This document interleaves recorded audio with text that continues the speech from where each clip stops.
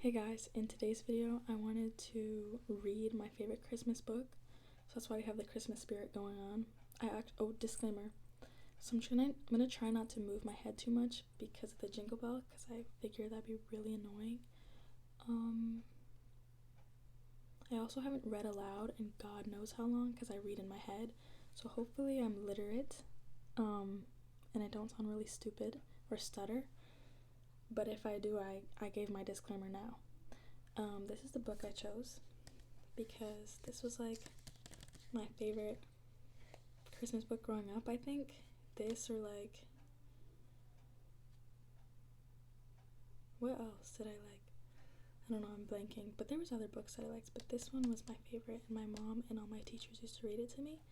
So I figured I'd read it to you guys, because it's December 2nd, so Christmas is basically tomorrow. Let's get started. I'm not going to show every single picture just because I figured that would be really annoying, because then I'd be pausing, flipping. I'll show like the cute pictures. It was cold outside. It was warm inside. A fine day for a gingerbread, Maddie thought. Maddie's mother put the big blue bowl on the table and lit the stove. Maddie took down a worn-looking cookbook with an old-fashioned writing on the cover. He opened up to the page that said, "The Gingerbread Boy." They measured and mixed. Maddie rolled the dough into the shape of a gingerbread boy and then popped him into the oven.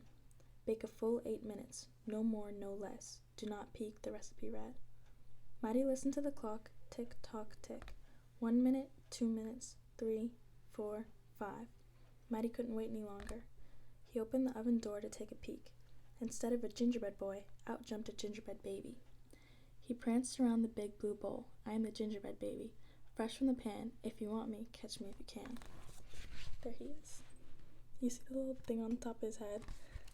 Like, why? Why does he look like that? Maddie's mother reached for the gingerbread baby to put him directly back into the oven, but he ran all around the kitchen. The door opened and in came Maddie's father. "What's that delicious smell?" he asked, as a gingerbread baby tumbled through his legs and outside into the yard. He ran by the tabby cat. She twitched her tail and sprang at him. They rumbled and tumbled, but the gingerbread baby came out on top. He ran toward the garden wall. The dog caught a whiff of the tasty ginger and sniffed along behind him, but the gingerbread baby was halfway up when the dog caught up. He barked and barked, but the gingerbread baby climbed over the wall. Maddie was still inside. He heard his mother and his father yelling, he heard a cat meowing and a dog barking, and he heard the gingerbread baby shouting, "Catch me if you can." Maddie opened up the worn-looking cookbook for the second time. Meanwhile, the gingerbread baby had wheeled on down his path and into the barn. The goats looked as he somersaulted across their backs. The last one tried to catch him, but the gingerbread baby was too fast. Martha and Madeline were standing by the well when the gingerbread baby stopped to take a drink. They looked at each other and winked. Martha started to talk to him, while Madeline tiptoed up behind him with the basket, but they couldn't fool the gingerbread baby. They're trying to catch him, if you can see.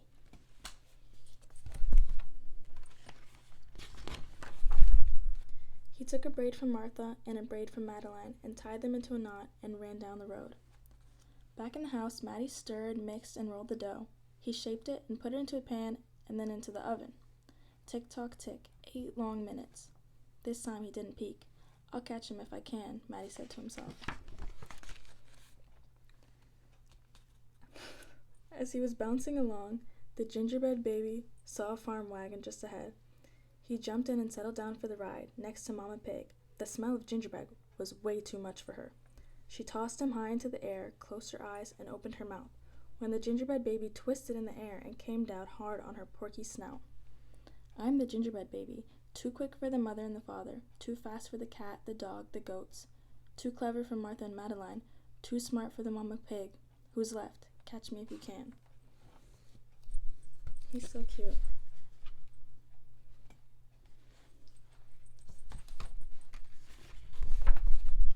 Feeling smug, the gingerbread baby strolled along by himself until he came to a bridge that crossed over the village.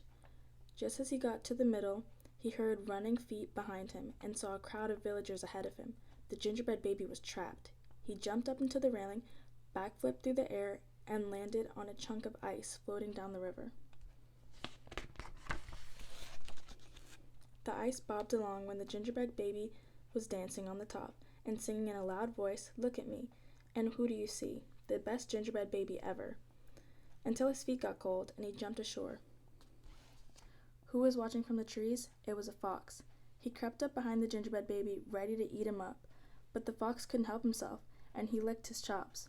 Smack, smack. The gingerbread baby heard him and ran away as fast as he could. Just when the fox was catching up, the gingerbread baby saw the milk and cheese man with his can of milk. The perfect hiding place, he thought. He lifted the lid and lowered himself inside. He was so pleased he sang at the top of his gingerbread voice, "Ha ha hee hee, you'll never find me. I'm the gingerbread baby, catch me if you can." The milk and cheese man heard the ginger baby's voice. "Who is meddling with my milk?" he shouted and lifted the lid. But the gingerbread baby was ready. He jumped out and tweaked his nose. Now the milk and cheese man, the fox, the villagers, the mama pig, Martha and Madeline, the bleating goats, the barking dog, the meowing cat, the father and the mother were all gone after the gingerbread baby and getting closer, and he knew it. The brash baby was not as preppy and proud as he thought he had been. He sniffed a familiar smell and followed his nose into the woods. He couldn't believe what he saw. There in the middle of the clearing was a gingerbread house, frosted with sugar, covered with candy, and the doors with peppermint handles wide open. The gingerbread baby clapped his hands with glee and ran inside. So it's like his little house is set up for him.